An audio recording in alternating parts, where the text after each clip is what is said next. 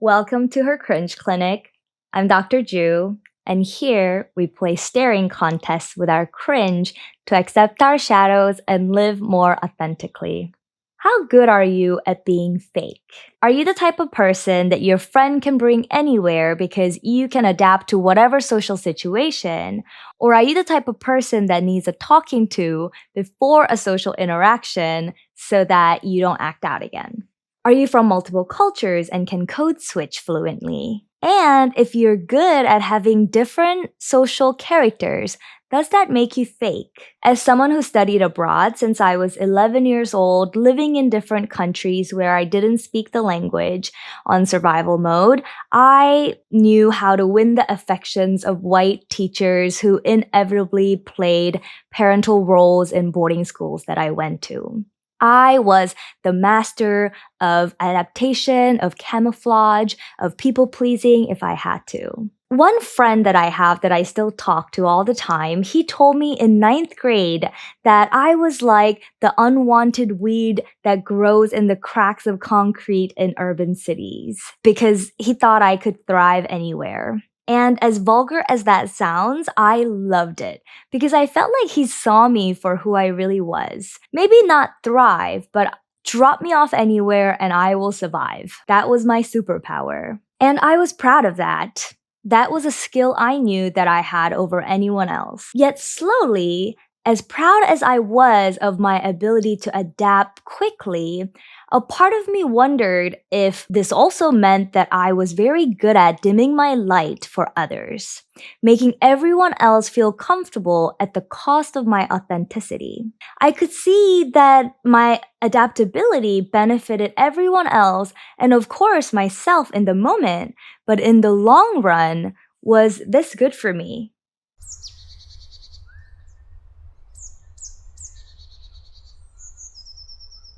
All my life with people, I would gauge. If I felt that you could handle me, if you somehow communicated with me that you liked the light in me, then I showed you more of it. And I love to play as wild as you could accept me, but not more than that, because why would I risk being rejected? If I felt that you would be uncomfortable with my bald head, then I could play the church girl instead for you, or the quiet girl, or the crazy girl, or the intellectual girl, whatever you wanted me to be.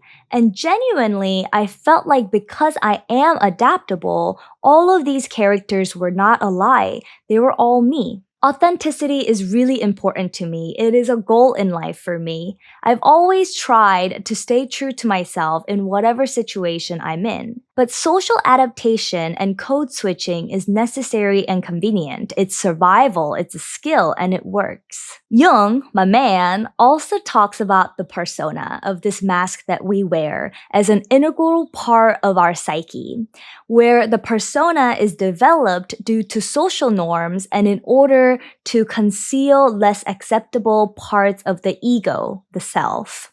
The persona, this mask, serves as a protective function and is a necessary development to exist in this society and to navigate different social situations. Yes, we want to accept our shadows, which are the parts of us that we may unconsciously hide even from ourselves, but even that doesn't mean that our persona, our mask, goes away as we accept our shadows. The mask is necessary if we want to exist with other people.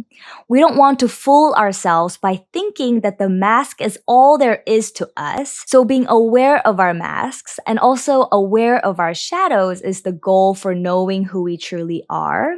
But getting rid of the mask is never one of the goals.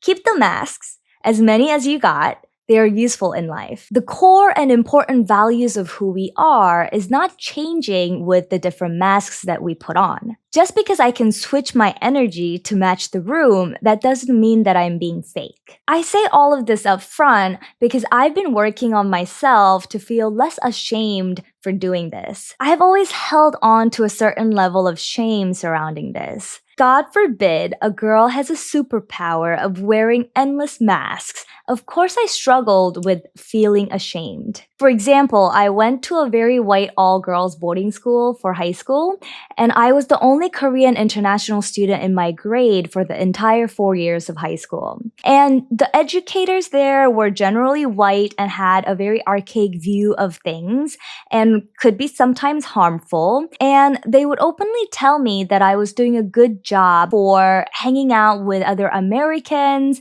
and, in their words, not flocking with the other international students. Because from their perspective, I was in America to learn the language, to learn the culture. So why would it be beneficial for me to spend time with other international students? Of course, if there had been other international students that I liked, I would have hung out with them. I would have needed their support. I was living on the other side of the globe from my family. But at the time, as a 13-year-old, it also felt good as these white educators took on the role of a teacher and a guardian, and inevitably a parental figure told me that I was doing a good job. And when I went to college, I felt extremely shameful for having felt this way. I couldn't accept my survival, my whitewashed self, my coming to accept all parts of my past, even my white girl era. That's a whole episode on its own. So we can circle back later. But my point was that adaptation, code switching, reading the room, nunchi, all of these, whatever word you put on it, these are simply good social skills. Don't listen to people or yourself when they put you down and make you feel like you're not being authentic. There's no need to feel shame. So shame aside, this is Her Cringe Clinic, so we're going to keep staring and dig a little deeper where it is the most uncomfortable. What if I secretly prefer myself with the mask on than off? What if there are certain parts of me that I hide even from myself because I hate that part of me so much? What if other people like me better without that part, so I just want to get rid of that part altogether by pretending that it doesn't exist? Sadly, we all do this to a certain extent. For me, I hated that I was cringy. I still kinda do. First, I hid it from everyone else. Then I hid it from myself too, so that I would get better at hiding it from everyone else. And the benefits were that it felt good. I was well liked by other people. I wasn't embarrassed of myself. But there were also cons. And the cons were that I never got to discover more of myself in this area because I never accepted that part of me. I just hid it very successfully. Because, like I said, that's my superpower. We all know people who are kind of socially awkward, they don't have many friends, and when you hang out with them, you kind of understand why. You're like, why would you do that? Why would you say that? And they may be lacking some social skills that keeps people in their lives, but at the same time, the benefit for them is that they can't hide it, so they start working on accepting themselves early instead of successfully hiding the parts of themselves that other people don't like. It's really difficult to love a part of yourself that other people don't like, especially people that you love. And you want them to love you back, so why would you be unlovable? It takes courage and a strong sense of self, abundant self-love and acceptance to do this. The thing is, people who love you will always love you. And the people who judge you will maybe also stop judging you if you stop judging yourself and embrace the parts of you that they don't like. Some people may not lose any of their friends when they decide to embrace all of themselves because their friends truly love them for who they are. Some people might have bad people in their lives and lose them all if you start to embrace your true identity. No matter what, the genuine acceptance of self that doesn't care about whether people decide to stay in your life or not is needed to go through with this change. In the end, what other people think do not matter, and you will be okay. Because the right people will come even if you have to be lonely for a little while. I was always cringy. I never liked that part of myself because my family didn't like it. The culture that I was born into didn't like it. Some of the boys I talked to didn't like it. Some of my friends that I made while I was on survival mode, living far, far away from home, didn't like it. So why would I continue to be cringy if no one liked it, even myself? And why is the name of this podcast Her Cringe Clinic? Like the whole concept is very cringe. But diving into our shadow and accepting the parts of us we hate the most was the whole goal for this podcast. The concept of cringe has been developed and named to shame and to shut down cringy shit and people who are too much, people who feel, people who are honest, who are peculiar, who are eccentric. And now we live in a time where people are more and more sensitive to cringe, and it may be the scariest time to do something cringy. And that's why I'm attempting to lean into my cringe. And if you still decided to listen to this podcast despite its name, maybe you are willing to lean into your cringe as well. I know all my listeners are my friends right now, but to me, it doesn't matter. The cringe in me has been inhibited for so long. So this is just the process of self-love for me. And I know that I'll learn and grow from this experience of leaning into my cringe and owning it because deep down, it's a part of who I am. What other people think does not matter. When I was considering the idea of starting a podcast, I did some research and Reddit told me to write 10 scripts first to decide if this was a good idea, if I could sustain it. Because apparently a lot of people give up after 10 episodes, but unless you're a already really famous person, even good podcasters don't gain listeners for the first 2 years. So this convincing Reddit post was telling me that if you can write 10 very easily, and whatever you want to talk about comes easily to you, then that's the first sign that this might be a good idea. Of course, the first 10 came very easily for me because I have a fucking backlog of cringy shit that I want to talk about. So welcome to my cringe show. The first 10 episodes are in the form of love letters. And if you're still listening, thank you for being here. You are a real one. And let me put my PhD to use because I am a licensed clinical psychologist.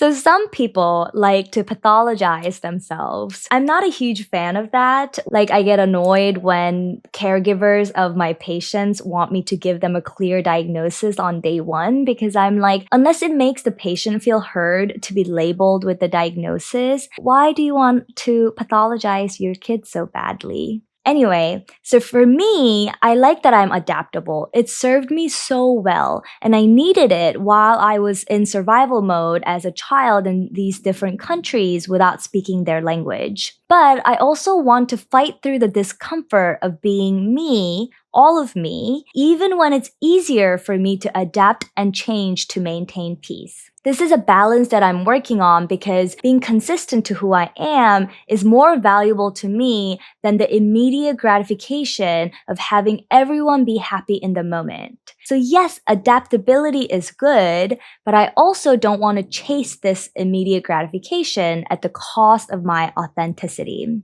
So that's how I like to conceptualize myself. But if you are one of those people who like to pathologize and label your experience, no shame in that either. Let's break this down into trauma responses. A lot of people already know about the fight, flight, freeze, and fawn responses to trauma. So I'll make this pretty quick. Fighting is when you become overly aggressive, defensive. Flight is running away. Physically, you walk away at times when you really need to be confronting. Freezing is when you get stuck in your body and you can't do anything. Maybe you shut down, maybe you zone out, maybe it's only in the moment, but also maybe it's a pattern of avoidant behaviors. Fawning is when you learn to please the person causing the threat to you. For example, in order to avoid conflict, you practice people pleasing, you put others' needs in front of yours, or you apologize excessively to maintain peace. As you can see, women, a lot of Asian women that I know, have been taught to fawn to survive. So how do we break this pattern of having a threat, for example, an interpersonal conflict, that leads to a trauma response like fawning? It's important to know that once the trauma response is triggered, there's not much that we can do. It's instinctive, it's automatic, it's already being played out. It's very hard to get ourselves to stop when we are already reenacting the trauma response. So one option is to set an intention and awareness before you are triggered and lose control. So that's why generally in any kind of trauma work, the ability to self-soothe and having alone time is really important. You have to create a space you know where you can feel safe, where you're not triggered interpersonally. For some people, family or loved ones bring you safety. So you can seek comfort by being at home with that person who makes you feel safe. But if you don't have access to a safe family or the perfect partner, and your partner isn't always safe, then often people have nowhere to go to seek safety. If you want to work on your trauma responses, work on finding a safe place first, where you know you're not triggered. Instinctively, a lot of people attempt to find safety in people and may hop from relationship to next, but seeking safety from another human is actually a really hard thing to do because people are not consistent and they can't completely understand what you're going through or need. So I would recommend that instead of working on finding someone who can be that safe place for you, work on self-soothing and feeling safe while you're alone, because then you have a lifelong space to feel safe in whatever situation. As long as you are alive, you can be there for you. So going back, working on your trauma response and finding a safe place before being triggered, here's an example. So when there's a conflict and you are a people pleaser, instead of saying yes immediately to maintain peace, take some time for yourself to really ask yourself, okay, what is my need? And that's the question, what is my need? And once you know your need, you can re-enter the situation and communicate your need and negotiate a solution. So for example, you are waiting for your friend for a lunch date and she calls you and wants to reschedule lunch for 3 hours later, but you are already at the restaurant. Instead of saying, oh, that's fine, no problem, say, oh, okay, let me check my schedule. Hold on, I'll call you right back. And then think about your need. Can you realistically do 3 hours later? Do you need to let her know that you're really mad so that you don't stay resentful? Then you re-engage. It'll be hard to communicate your need, but taking space and knowing your need is the first step to communicating it at all. Being intentional, pausing, communicating, all of these things require practice and takes time to develop the new muscles. So keep doing it. I know you're already doing it. Keep doing it. The other option number 2, is to expose yourself intentionally to the triggers and force yourself to not play out the trauma response that is normal to you. So you enter a situation aware of your normal patterns of trauma response and then intentionally create conflict to see what happens when you don't do your normal response. So then you simply observe what happens when you're not reenacting in the state of fear and not fawning, for example. Generally, this kind of treatment is called exposure and response prevention therapy, and it's used for OCD treatment. So for example, you get your hands dirty and you don't wash your hands even though you really want to wash your hands because you have OCD, and then you see what happens. Because you build new associations in your neural pathways and you learn that not washing your hand can be okay. In life, this is kind of like going into work and asking for that raise, confronting the person after the fact because they crossed the line, but normally you avoid conflict. This takes more effort because you are willingly creating and entering a conflict with a goal of overcoming something for yourself. In that situation, with the friend who wants to be 3 hours late, and your friend calls and is expecting you to say, oh, don't worry, no problem, I'll see you next time, because that's what you usually say. Here's what you do. Let's say a part of you, while you were waiting for her, knew that she was going to flake because she has always walked all over you and doesn't respect your time. So then you decide in the moment while you're waiting for her that if she calls and she says something ridiculous, then you're gonna hang up on her and call her a bitch, just to see what happens. You don't have to replace the behavior that doesn't feel authentic to you with something that does feel authentic, because at this time, nothing will feel as normal or as good as your go-to trauma response. You just have to focus on trying not to do the repeated behavior that is your trauma response and see what happens. If you're a nice person, hanging up and calling someone a bitch is not going to stick as a behavior. So don't worry. Just do something something that's not what you always do, that you don't want to do anymore, and focus on that first. Who you are will fall into place as you figure out who you are when the triggered trauma response doesn't take over. As I shared in the previous episode, this podcast and being completely cringy is the exposure therapy for me. I hate this part of me, and I'm wondering what will happen when I stop hiding that part of myself. When I started to entertain the idea of starting this podcast to overcome my fear of visibility, I actually sang at a white people karaoke, so in front of the whole bar, which I had never done before. And I also joined the praise team at church and played the drums for the worship band. I just took on these opportunities that I usually would avoid to get practice. I started to do things just to get used to being seen because I was just so used to hiding myself all of my life. It definitely helped with the fear. I actually haven't posted episode 1 yet, and it's really scary to launch, but I know that I'm going to just close my eyes and do it, and I won't expect anything crazy bad or crazy good to happen. And I got this practice of just closing my eyes and doing it through my short time on the praise team.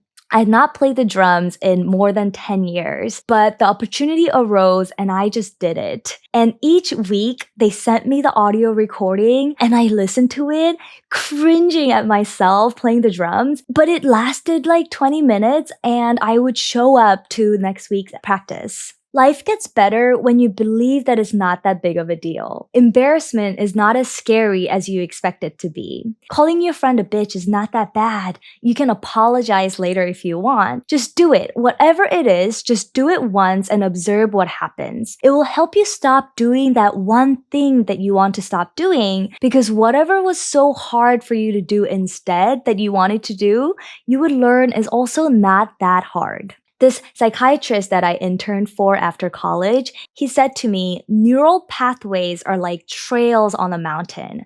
The more you use a trail, the smoother and wider the trail becomes and more accessible it becomes. The less you use a trail, the harder it becomes for neurons to fire in that pathway. So the more you do something, the easier it gets at a brain chemistry level.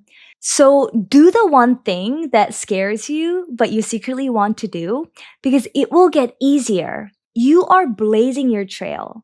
The first time is always the hardest. I know some of you are going to listen to this and ask, how do I know what it is that I want to do? Which trail do I want to blaze? I think most of us are not aware of what it is that we secretly want. And that's why my first episode was all about fear, because fear will guide you to do the things that may not be your life's end goal, but it will bring you to the bottom of the trail that you want to blaze, even if you don't know yet what the middle or the end of the trail looks like. Sometimes events are on your life's path, even if it's not the end goal. And if you overcome something that you were scared of doing, I promise you that it was supposed to be on your life's path. So don't stall your life because you're scared of what is supposed to be just a part of the trail. Whether it is to stop people pleasing or to say no or to ask for that raise or to post on Instagram or to start a business, if it scares you, then do it. Whatever it is, you should listen to your fear, your gut reaction of what you secretly want to do, your intuition. Look within and listen to it there in order to get to where you want to be. Don't listen to anyone else because that's all just noise. Whatever comes from the outside is just noise. Behind what you fear the most may be the greatest treasures that you've been hiding from yourself. If something terrifies you and you don't know why, lean into that. Find some answers. So that leads us to homework for today, which is, what is one part of you that you hide from everyone else because you can't even stand that part of yourself? And this part of homework is just as important. Can you let that part of yourself out this week through one action just to see what it feels like to do it with intention? Thank you for listening this week. Share the parts of you that you hide in the comments. Share your one action plan. Share how it all went to observe. and like and share with friends. And I will see you all next week. Today, I will end with my second cringe love letter to the cringy, shiny part of me that persevered even when the world and I made her feel foolish, just so that I could be cool. Okay. Dear light in my soul, do you remember a few years ago when you followed a friend to a personal color analysis? And at the end, when they showed you your best colors, you realized that all this time it wasn't that your taste was tacky, but that your best colors were a combination of all the brightest colors that Seoul or grad school doesn't always make space for. The light in my soul, you have always chased after all the brightest colors, and that's okay. Anyone with passion in their hearts and a curiosity for life would be intrigued by the neon edges of this world. Sometimes the brightest colors crack open empty with disappointment or slice through you with pain. But other times, it feeds your soul just enough with the wonders of this world to keep you going. I know you bruise easily. I know you're proud of how you hide your flinches. Even I am used to the way you replay the pain in secret until it feels spoken. Still, I hope you hold on to the curious spirit in you that chases what others dismiss. I hope you smile with just enough glitter that's too loud for silence. I hope you don't blame yourself because we always knew this about you and you will be okay. Love, Seohyun. Thank you, everyone. I'll see you next week.